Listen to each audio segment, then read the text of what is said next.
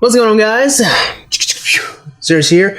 Now just take a second. That title, my friends, was just some clickbait. But stay tuned, because I am going to be defending Lauren Southern a little bit in today's video, but I mean, I'm not really going to be white knighting for her or anything like that. I don't really think she needs to be white knighted for, which is actually a little bit of the problem here with these type of video. I'll explain in a second, don't worry.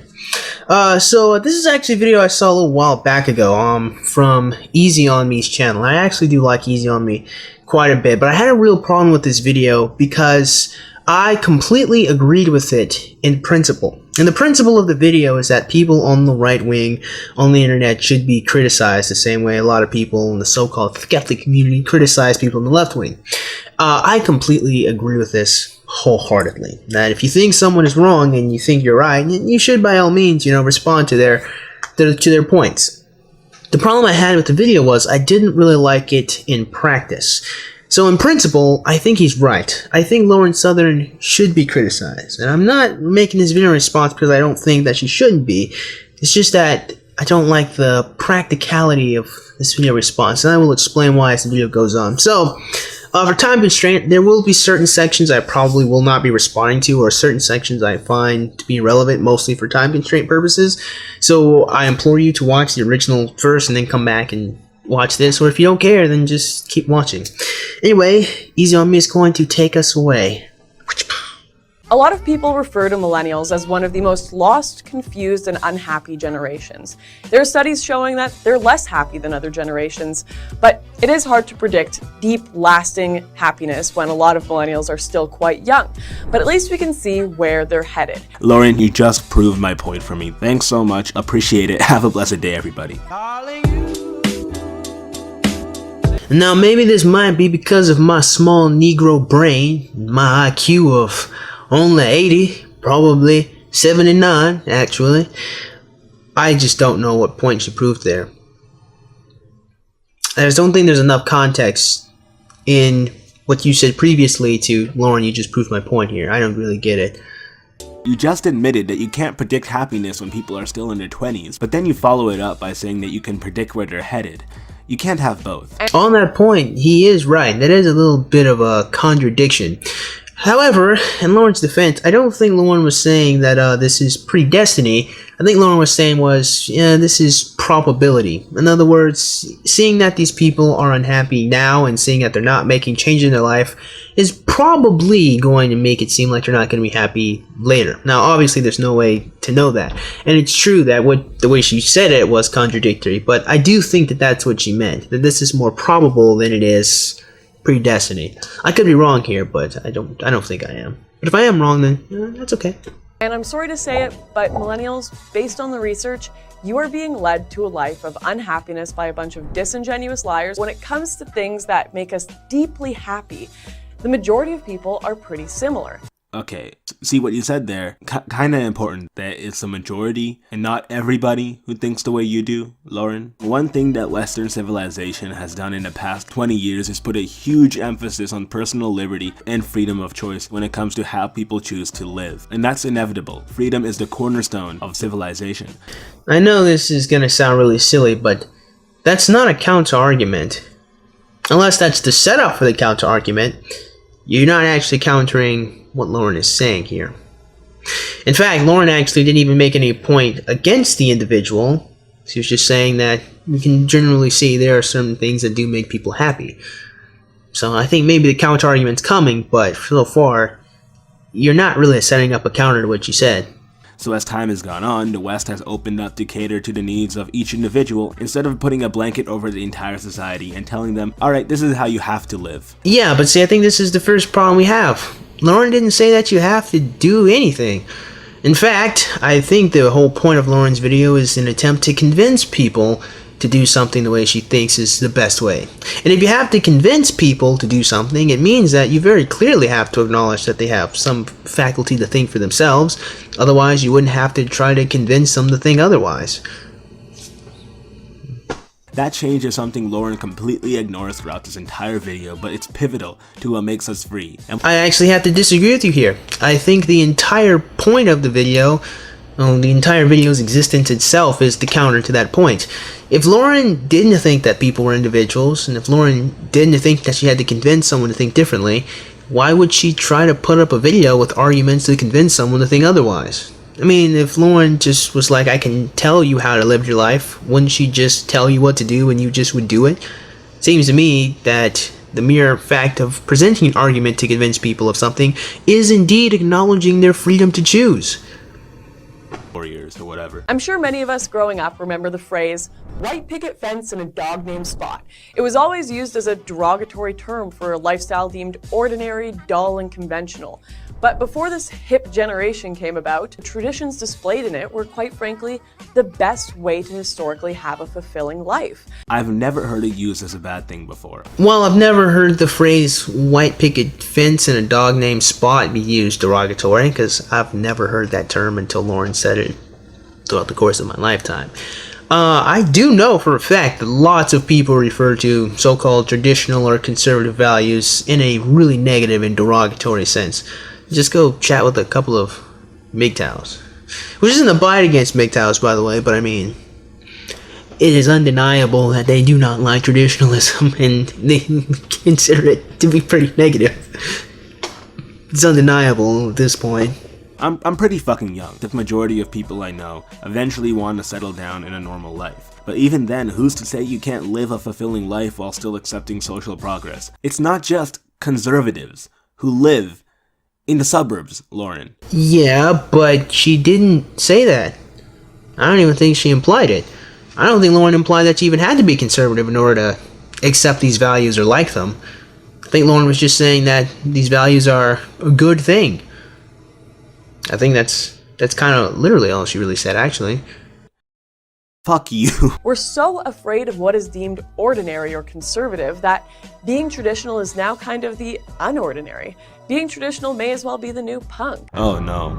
No. Where have we heard that one before? Conservatism is the new counterculture. We get it. You guys are edgy. You guys are different. You want a fucking medal for being the new counterculture. Even Milo, who's been looked at this new standard bearer for conservatism, and one of the people folks like Lauren and Paul cite as proof that conservatism is the new punk, whatever that means, said that he doesn't even consider himself a conservative. You're a conservative. I'm a liberal. That's the difference. I don't know if I'm conservative. I mean, I'm a libertarian. I'm a free spirit. This makes me think that Lauren has like no experience with people her age other than conservatives and the fringe that riot on the streets.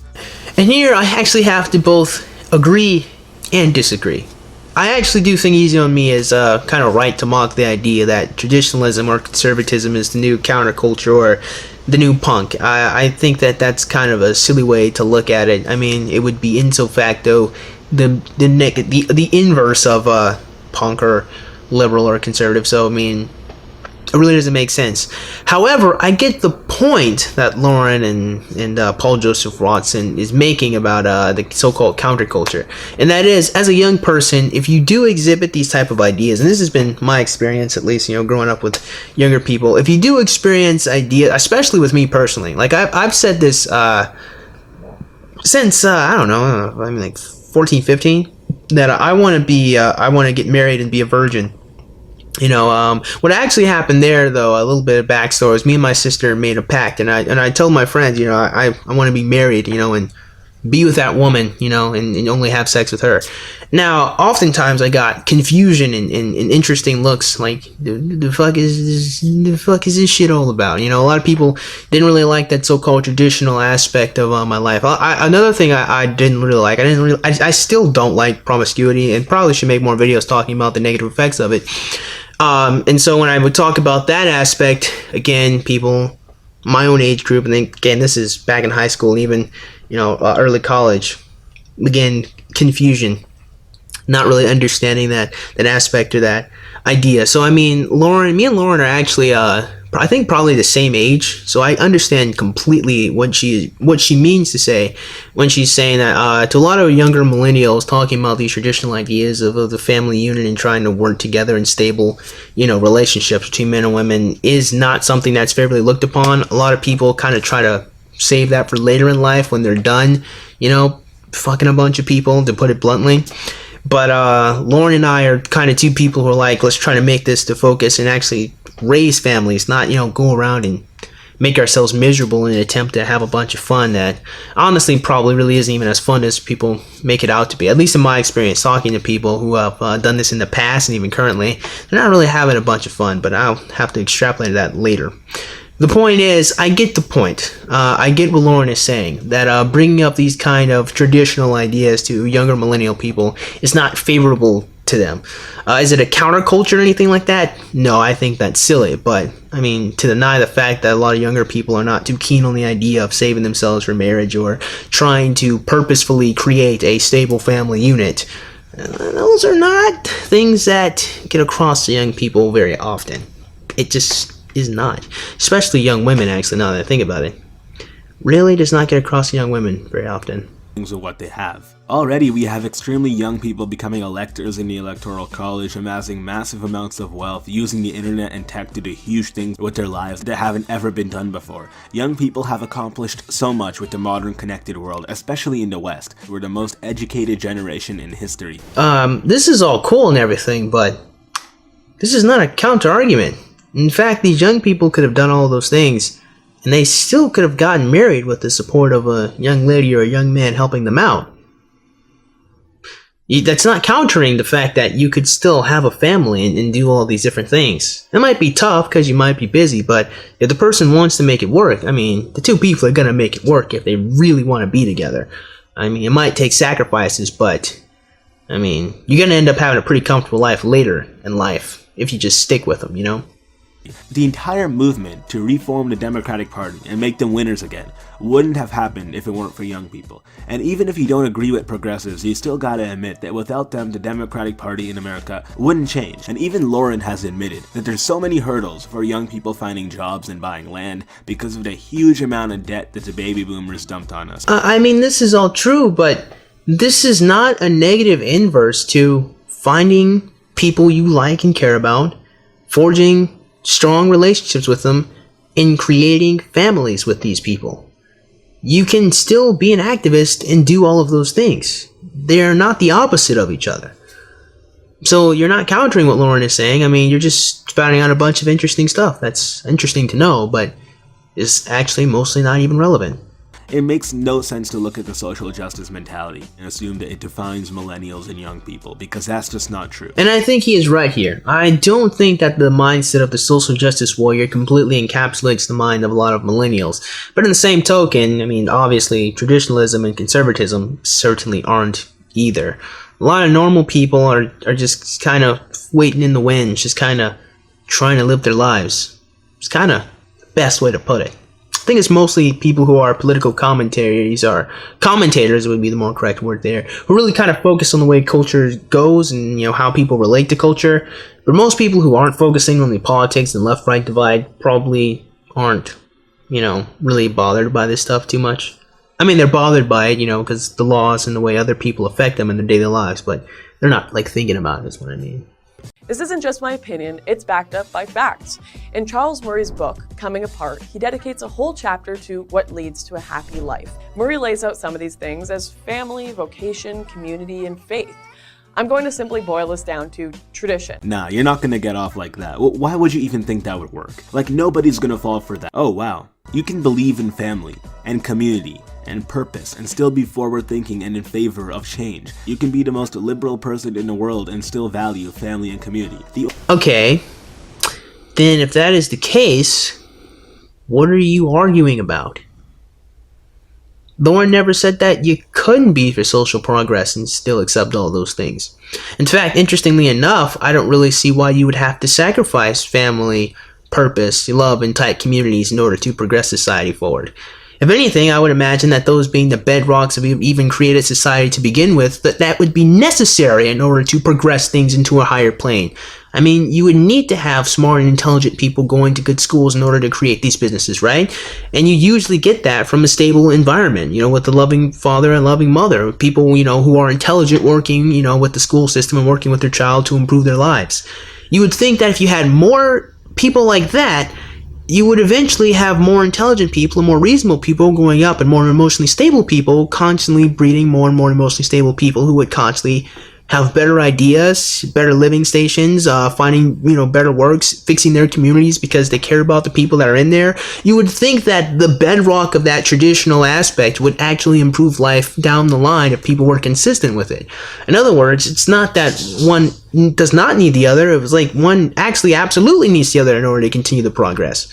Because without the stable, place to start from, I mean, what exactly are you improving upon, right? Which is why it's something I've always thought was interesting when you look at progressivism and traditionalism as polar opposites. I always kind of figured you kind of need the bedrock of that morality and that love in order to help people become the best they can be. At least I always looked at it that way. Tradition is gender roles, the feminine housewife and the masculine breadwinner. But what does this do for our happiness? Well, in GSS surveys highlighted in Murray's book, housewives or stay-at-home moms reported the highest happiness out of anyone in any vocation. Wow, what a surprise. The people who don't work, who don't pay bills, and have time to do what they love and work for themselves, not for anybody else, are happier than people who gotta wake up early and grind just to keep a roof over their head. Yeah, real critical thinking there, Lauren. I understand why you mocked her, like I really do. The only problem is, saying something sarcastically is not a counter-argument. Oh, you think that if you put gas in a car, you'll be able to start and drive wherever you want to? Yes, I think that.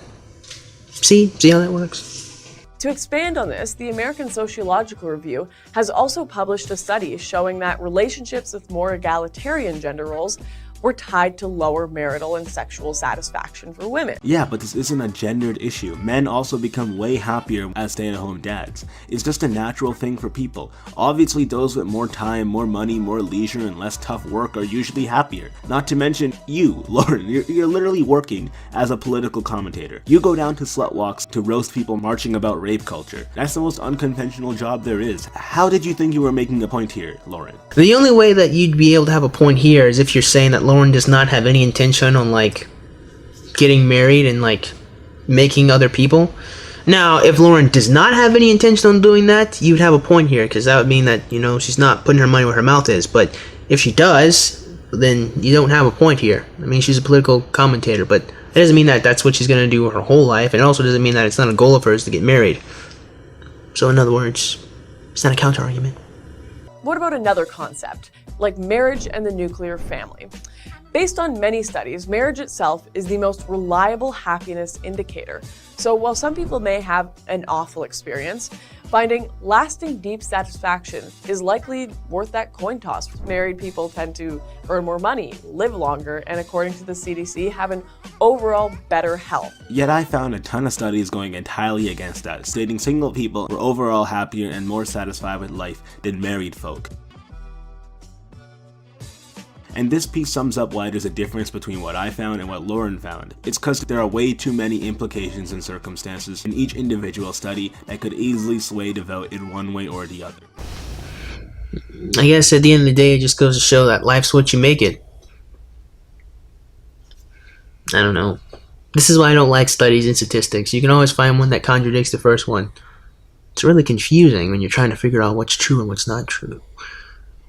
Continue. Now, one of the biggest taboos in traditional lifestyle is being a slut. That's so creepy, dude. We've all gotten a lecture from our parents, grandparents, or some old man on Fox News waving their finger at us saying promiscuity only leads to bad things. Is there merit to that old age tale?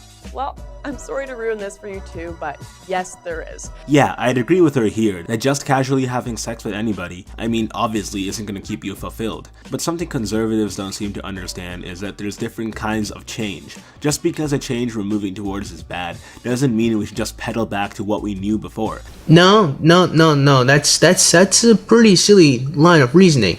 If what you knew before were perfectly fine, and what you're doing now doesn't, it would be totally reasonable to move back forward to what you're doing before and see if you can improve that first. It doesn't seem to make any sense at all to continue to do the thing you know doesn't work when you can do the thing that does work.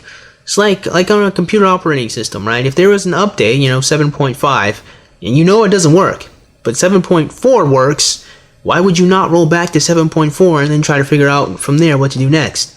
That is totally unreasonable. it means we can pretty easily promote something better. Why can't we accept atheistic families while still promoting family values? Yeah, but no one said that you couldn't. I mean, you could. I mean, you could. Only problem is I find a lot of the time a lot of atheists, at least on the internet, don't seem to be too keen on that whole creating family thing. I mean, of course, this isn't all atheists, but I've noticed that there is a consistent trend of people who are anti-natalists or people who just are just totally apathetic to the idea of children and being atheists. I have noticed that trend. Of course, this isn't all, because I mean, like, Jeff Holiday is an atheist and he has like a son, but I'm just saying, I have noticed this before. Why can't we promote communities and local ties while still being cool with gay sex and gay families? Well, because the simple answer is that gay people don't produce new people in any natural means. The means of which a gay person does produce another person is still through a heterosexual union. In other words, artificial insemination from someone else's sperm, so, yeah. Or they have to get a child that was adopted or abandoned, or their parents died somewhere else.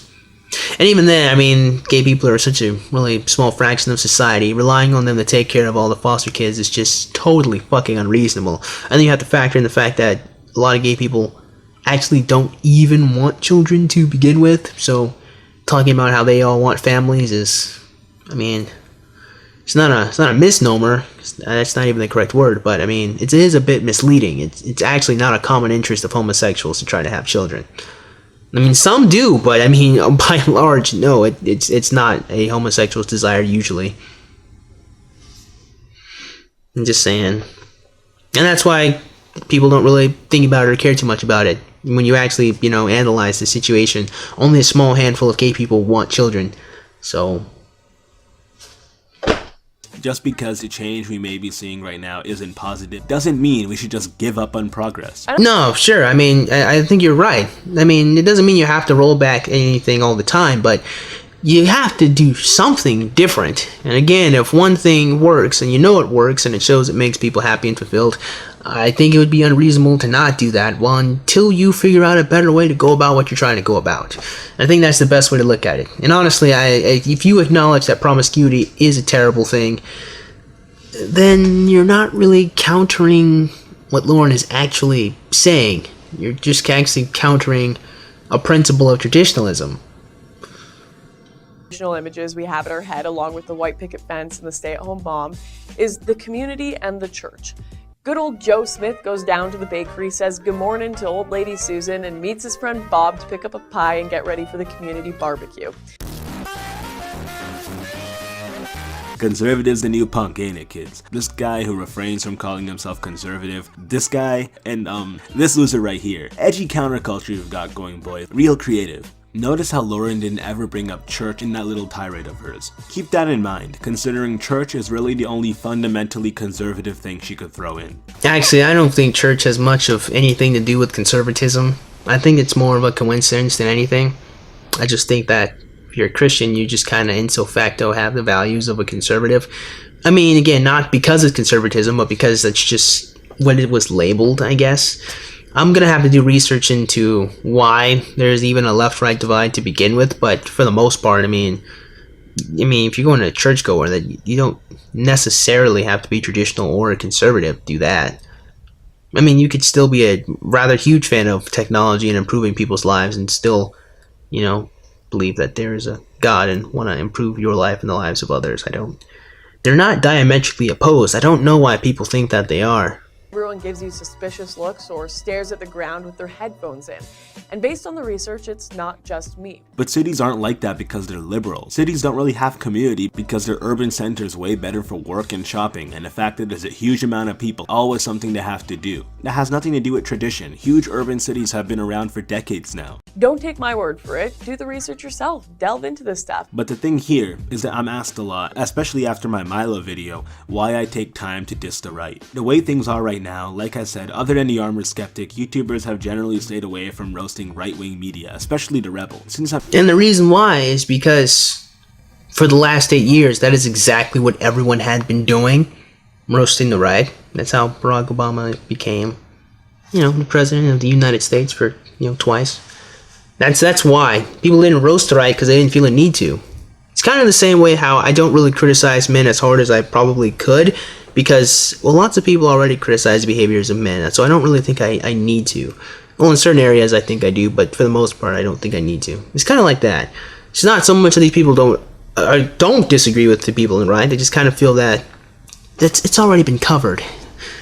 Well, now people are trying to criticize the alt-right, but the right wing itself is a fucking joke.